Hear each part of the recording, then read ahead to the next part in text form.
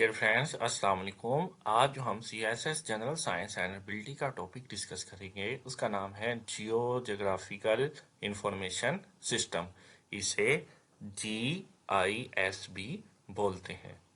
तो इसके अंदर सबसे पहले डेटा को कैप्चर किया जाता है, यानी डेटा को कैप्चरिंग करने के बाद उसे बाद में स्टोर किया जाता है और स्टोर करने के बाद उसे एनालाइज किया जाता है, उसका तजिया किया जाता है, बाद में उसे डिस्प्ले कर दिया जाता है और डिस्प्ले करने के बाद उसे जोग्राफिकल पर्पस के लिए स्टडी किया जाता है और यूज़ किया जाता है, ताकि हम जोग्राफिकल एरिया को स्टडी करके उसके बारे में मुकम्मल जानकारी हासिल करें और इसे अपने पर्पस के लिए इस्तेमाल करें। और ये सारा प्रोसीजर एक कंप्यूटर बेस्ड सिस्टम के ज़रिए होता है, यानी एक कंप्यूटर को यूज़ करते हुए हम पहले डाटा को कैप्चर कर लेते हैं, फिर स्टोर करते हैं, फिर तजिया करके उसका एक प्ले लिस्ट तैयार करते हैं और इसके अंदर मुकम्मल जियोग्राफिकल लोकेशन, ट्रेसिंग और इंफॉर्मेशन मौजूद होती है। इस तमाम सिस्टम को जियोग्राफिकल इंफॉर्मेशन यानी GIS कहते हैं।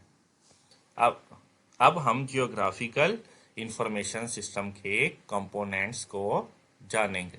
जियोग्राफिकल इंफॉर्मेशन सिस्टम के 5 मेन बड़े कंपोनेंट हैं। सबसे पहले इसके अंदर है हार्डवेयर। हार्डवेयर वो तमाम डिवाइसेस हैं जिन्हें हम यूज़ करके ये तमाम प्रोसीजर को मुकम्मल करेंगे। और सॉफ्टवेयर सॉफ्टवेयर वो तमाम हेल्पफुल इंफॉर्मेशन होगी जो हमारे हार्डवेयर को रन करेगी। उसके बाद है डेटा। डेटा वो तमाम इंफॉर्मेशन जो कि हम किसी जोग्राफिया से हासिल करेंगे। नंबर 4 है यूज़र। यूज़र वो तमाम एक्सपर्ट्स हैं जो कि वो मुकम्मल जानकारी रखते हैं कि कौन से प्रोसीजर को कैसे सेट करना है, वो यूज़र के ज़िम्मे में होता है, यानी वो जानकारी हासिल करने वाले प्रोफेशनल होते हैं। Number 5 procedure. इसके अंदर वो बाकी वो तमाम फार्मूले लगाकर एक मुकम्मल लिस्ट तैयार करना है किसी भी जोग्राफिया के मुतालिक, ताकि हमें उसे एक्सपर्ट तरीक़ों से इस्तेमाल कर सकें और अपनी रोज़मर्रा ज़िंदगी के अंदर उससे फ़ायदा हासिल कर सकें। अब हम जियोग्राफिकल इंफॉर्मेशन सिस्टम के जो टास्क हैं उन्हें स्टडी करेंगे। जियोग्राफिकल इंफॉर्मेशन के टास्क 5 हैं। सबसे पहले इनपुट लेना, यानी यूज़र क्या करते हैं उस जोग्राफिया के मुतालिक तमाम इनपुट लेते हैं, मुकम्मल इंफॉर्मेशन हासिल करके उसे मैनिपुलेट किया जाता है, उसकी लिस्ट तैयार की जाती है, बाद में उसे मैनेज किया जाता है, मैनेजमेंट, बाद में उसका एनालिसिस करके उसको विजुलाइज कर दिया जाता है, यानी वो मुकम्मल प्लेलिस्ट तैयार होती है जो कि हमें किसी भी एरिया के जोग्राफिया के मुतालिक मुकम्मल डिटेल बताती है। हम उसे यूटिलाइज करते हुए अपने रोज़मर्रा ज़िंदगी के कामों को या सरकारी सर्वे को इस्तेमाल करके और वहाँ पर प्लानिंग कर सकते हैं।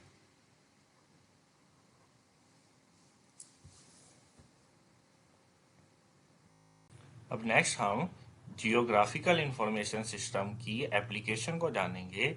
सबसे पहले इसकी एप्लीकेशन है अर्बनाइजेशन, यानी हम इसे शहरों को बसाने के लिए इस्तेमाल करते हैं।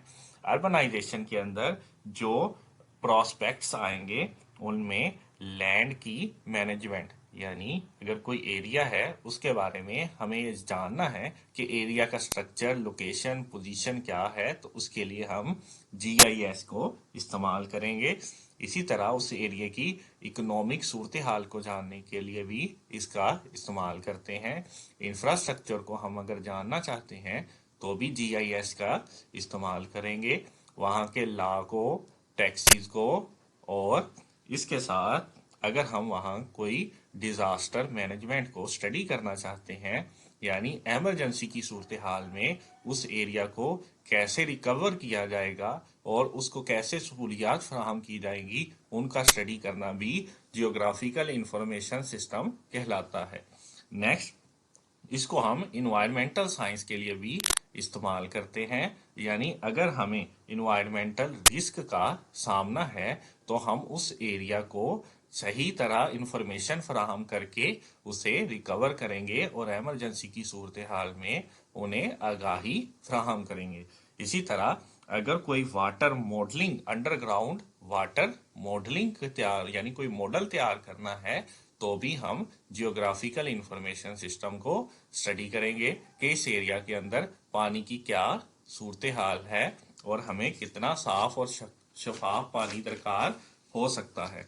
हम इसे पॉलिटिकल साइंस के अंदर इलेक्शंस वगैरह को स्टडी करने के लिए भी इस्तेमाल कर सकते हैं, यानी किस एरिया के अंदर कौन कौन से कैंडिडेट खड़े हैं और वहाँ की पोजीशन, लोकेशन और एरिया के हिसाब से कौन ज़्यादा स्ट्रॉन्ग या कौन ज़्यादा वीक है।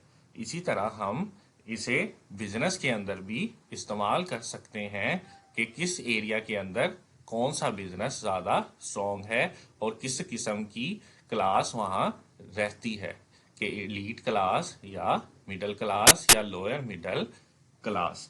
हम इसे एजुकेशन के पर्पस के अंदर भी इस्तेमाल कर सकते हैं कि स्कूल के लिए कौन सा रूट दरकार होगा और किस रूट पर हम अपनी बसेस को चलाएंगे और कौन सा रूट हमारे लिए ज़्यादा बेनिफिट होगा।